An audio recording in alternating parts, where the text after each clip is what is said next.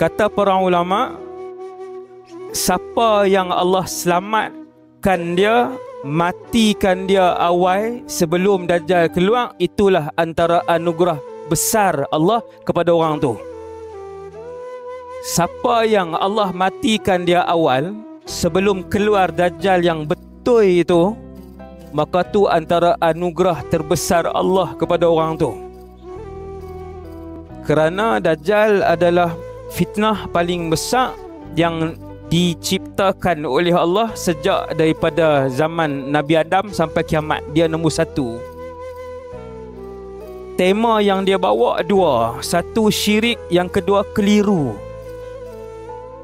Satu tema yang Dajjal bawa dua. Satu syirik, yang kedua keliru. Keliru di antara benar dan batil. Tak tahu hak mana. Hak cakap dua-dua ustaz, hak ni kata lain, yang ni kata lain. Yang cakap dua-dua peguam, yang ni kata lain, yang ni kata lain. Yang cakap dua-dua.